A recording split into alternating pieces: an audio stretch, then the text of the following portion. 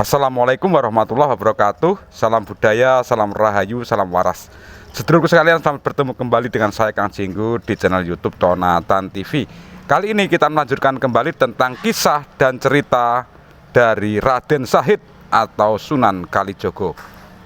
Tapi sebelumnya sedulur, bagi panjenengan yang baru menemukan channel ini, saya mohon dukungannya dengan memberikan subscribe. Dan bagi yang sudah, jangan lupa ya dengan like dan komentarnya.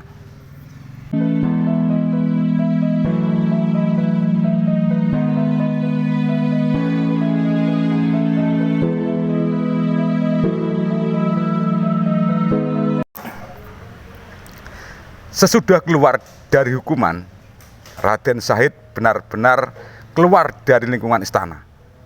Tak pernah pulang sehingga membuat cemas ibu dan adiknya. Apa yang dilakukan Raden Shahid selanjutnya? Sedulurku sekalian, bila Anda anggap video ini bermanfaat, silahkan bagikan kepada teman, kerabat, saudara melalui link WhatsApp atau juga membagikan link ini pada web atau juga media sosial dari panjenengan. Raden Shahid mengenakan topeng khusus, berpakaian serba hitam, dan kemudian merampok harta orang-orang kaya di Kabupaten Tuban, terutama orang kaya yang pelit dan para pejabat kadipaten yang curang. Harta hasil perampokan tersebut diberikan kepada fakir miskin dan orang-orang yang menderita lainnya. Tapi ketika perbuatannya ini mencapai titik jenuh, ada saja orang yang bermaksud mencelakakan dari Raden Shahid. Sedulurku, seorang pemimpin perampok sejati yang mengetahui aksi Raden Shahid menjarah harta pejabat kaya. Kemudian pemimpin rampok itu mengenakan pakaian serupa dengan pakaian Raden Shahid. Bahkan juga mengenakan topeng seperti topeng Raden Shahid. Pada suatu malam, Raden Shahid yang baru saja menyelesaikan sholat Isya mendengar jerit tangis para penduduk desa yang kampungnya sedang dijarah perampok. Dia segera mendatangi tempat kejadian itu. Begitu mengetahui kedatangan Raden Shahid, kawanan perampok itu segera berhamburan melarikan diri. Tinggal pemimpin mereka yang sedang asik memperkosa seorang gadis cantik. Raden Shahid mendobrak pintu rumah si gadis yang sedang diperkosa. Di dalam sebuah kamar, dia melihat seorang berpakaian seperti dirinya, juga mengenakan topeng serupa, sedang berusaha mengenakan pakaiannya kembali. Rupanya dia sudah selesai memperkosa gadis itu. Raden Shahid berusaha menangkap perampok, namun pemimpin rampok itu berhasil melarikan diri. Mendadak terdengar suara kentongan dipukul bertalu-talu. Kemudian dari kampung lain berdatangan ke tempat itu. Pada saat itulah si gadis yang baru diperkosa perampok tadi menghamburkan diri dan menangkap erat-erat tangan Raden Shahid. Raden Shahid pun jadi panik dan kebingungan. Para pemuda dari kampung lain menerobos masuk dengan senjata terhunus. Raden Shahid ditangkap dan dibawa ke rumah kepala desa.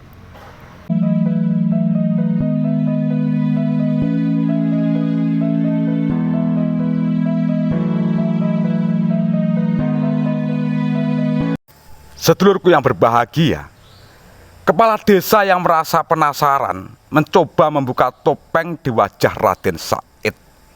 Begitu mengetahui siapa orang di balik topeng itu, kepala desa sangat terkejut dan terbungkam mulutnya.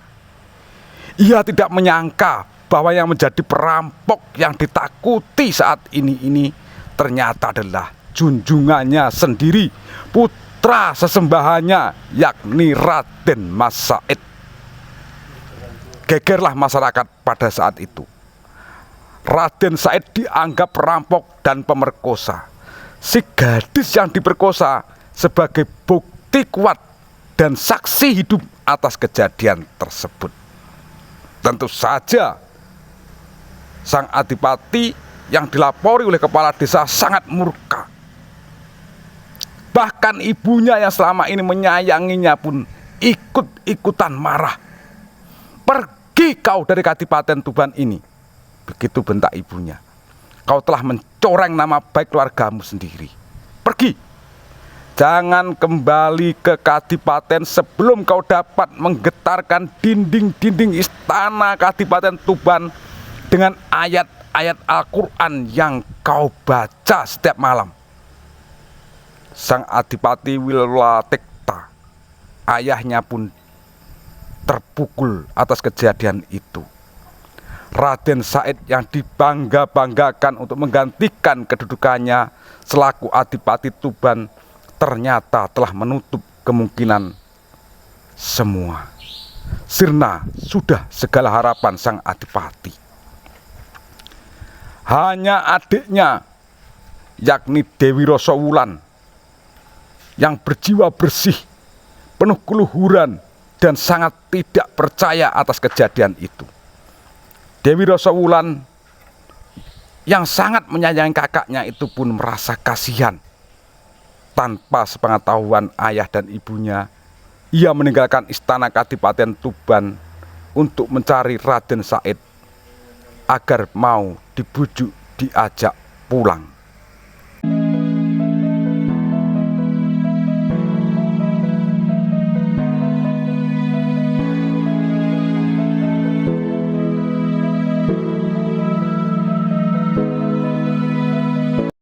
Sedulurku sekalian, kemanakah Raden Said sesudah diusir dari Kadipaten Tuban?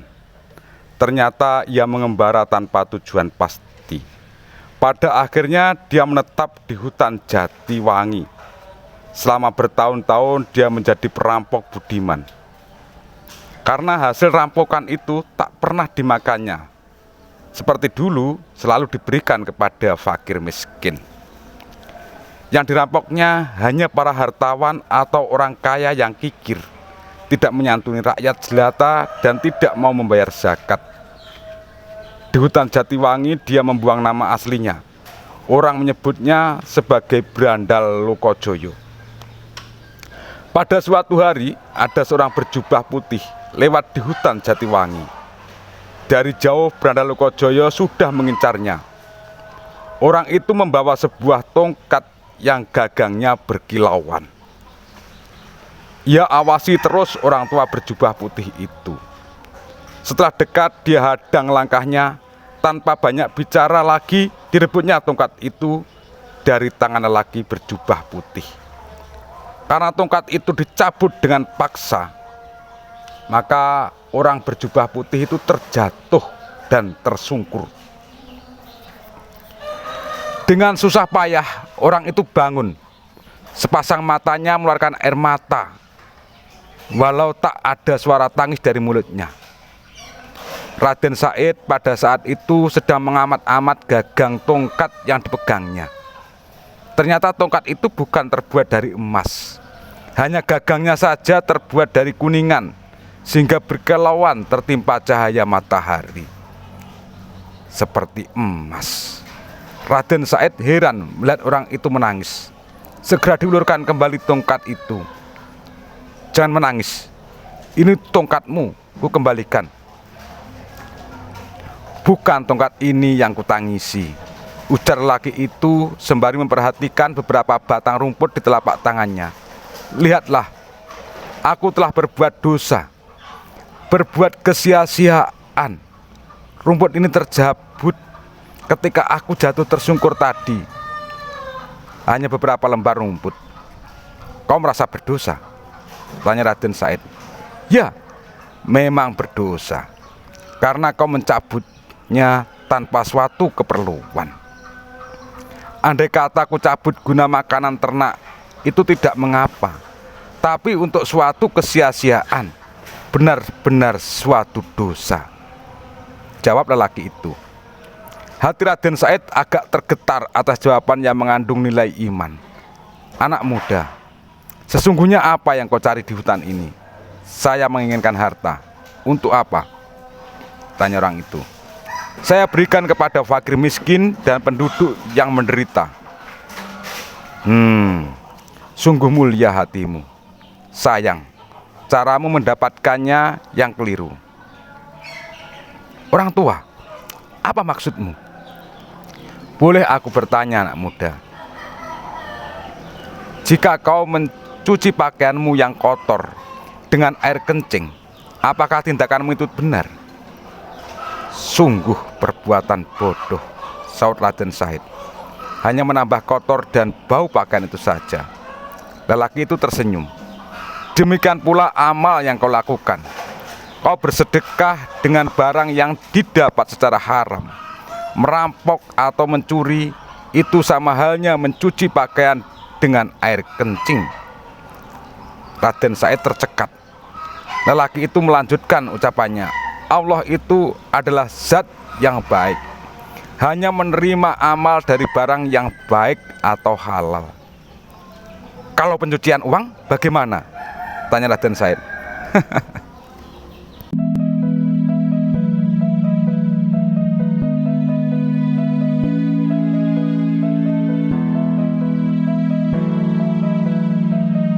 Orang itu tersenyum mendengar pertanyaan Raden Said.